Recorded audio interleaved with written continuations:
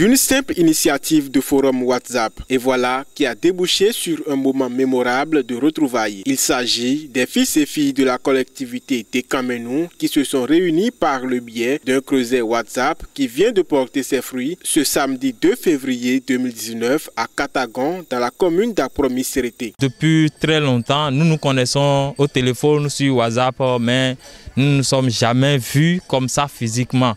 Donc on a décidé ensemble avec nos frères et sœurs de nous connaître à partir d'aujourd'hui pour que après cette rencontre, nous puissions organiser une fête de retrouvailles entre les filles et fils de Dekamenou. Il y a des gens que je vois, je ne savais même pas qui sont de ma collectivité. Mais aujourd'hui, grande a été ma joie, je les ai vus, je me suis dit qu'il y avait tellement de cadres dans la famille, mais voilà, qu'on ne se connaissait pas. Même il y a un frère qui vit même à côté de moi, je ne savais même pas qu'il était un Dekamenou.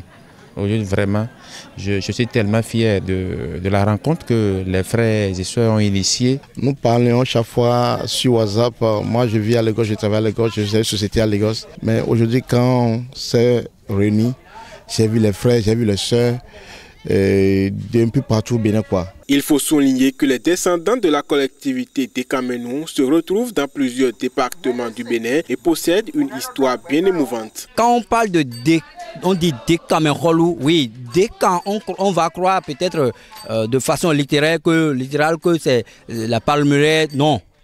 Ici, là, c'est la culture. On parle de Dekan. Quand on parle de Dekan, c'est forme Hamlet. À la naissance de ce premier fils, l'aîné de Tokbo Ronsou, on a retrouvé quoi au cou, on a retrouvé le Dekan. C'est une Hamlet de pouvoir. Donc lui, il est né avec le pouvoir Dekan.